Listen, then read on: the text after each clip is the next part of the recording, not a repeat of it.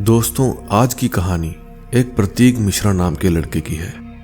वो इंजीनियरिंग का एक छात्र था और साथ में एक सोलो बाइक राइडर भी था।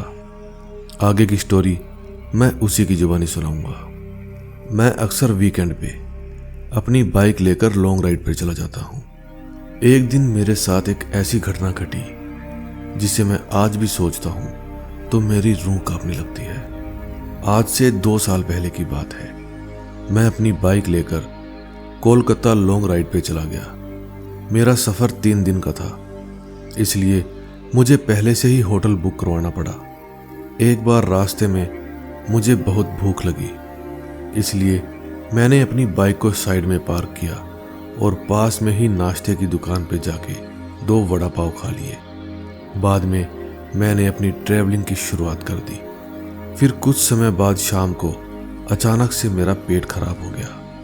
मैं होटल पे जा सकूं, मेरे पास इतना समय नहीं था, इसलिए मैंने पास में ही बने एक शौचालय का उपयोग किया। वहीं पर मुझे किसी के पायल की आवाज़ सुनाई दी। मुझे कुछ अजीब सा लग रहा था, क्योंकि पुरुष के शौचालय में एक औरत का क्या काम। उसी समय वहां की लाइट ऑन ऑफ होने लगी। मैं वहां बैठे डर के मारे कांप रहा था। मेरे शरीर के रोंगटे खड़े हो रहे थे। फिर मैंने जोर से आवाज लगाई, कौन है जो इस तरह का मजाक कर रहा है? अगर मैं बाहर आ गया तो तुम्हें छोड़ूंगा नहीं।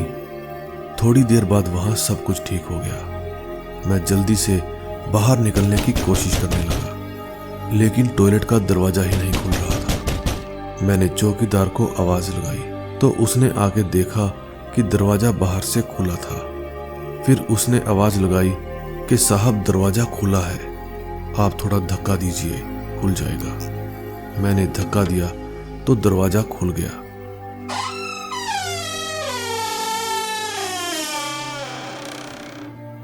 मैं पैसा देकर बाहर निकल ही रहा था कि फिर से मेरा पेट खराब हो गया। मुझे वापस उस खतरनाक वॉशरूम में नहीं जाना था, लेकिन मेरे पास कोई और चारा भी नहीं था। फिर मैं वापस उसी टॉयलेट में जाकर पेट हल्का करने लगा।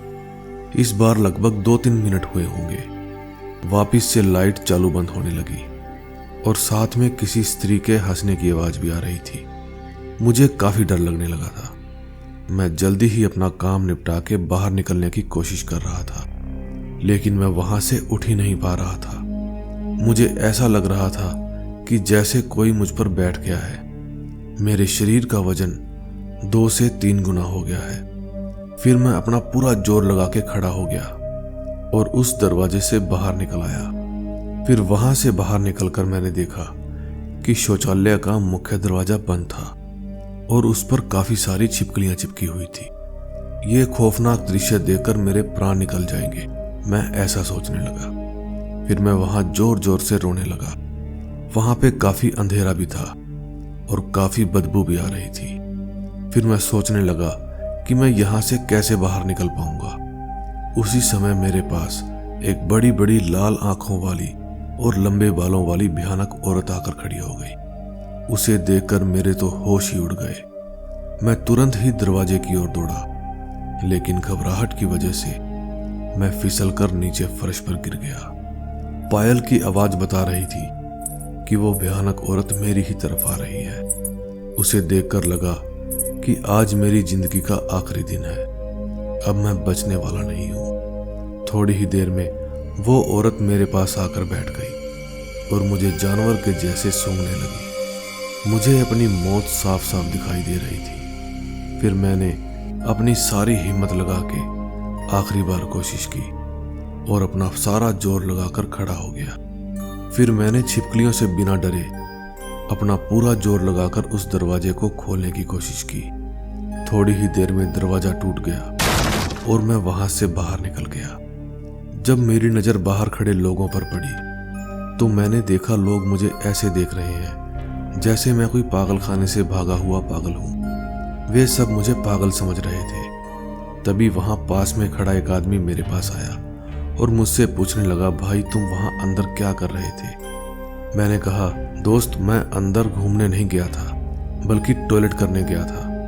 मेरी बात सुनकर उस भाई ने मुझे कहा, तुम जरा पीछे मुड़कर तो देखो। मैंने जब उस आदमी की बात सुन के पीछे मुड़कर देखा तो मेरे तो होश ही उड़ गए। वहां कोई भी शौचालय नहीं था, बल्कि एक पुराना टूटा फूटा खंडर मकान था। वो तो ऊपर वाले की मेहरबानी थी कि मैं सही सलामत बचकर बाहर आ गया और उस भयानक दिखने वाली चुड़ैल के चंगुल से बच गया। आज भी जब मैं किसी टॉयलेट में जाता हूँ तो मुझे वो डरावनी घटना याद आने लगती है। दोस्तों, अगर आपको मेरी ये कहानी पसंद आई हो तो इसे शेयर जरूर करना और हमारे चैनल को सब्सक्राइब करना। हम मिलेंगे एक नई स्टोरी के साथ। तब तक के लिए बाय बाय।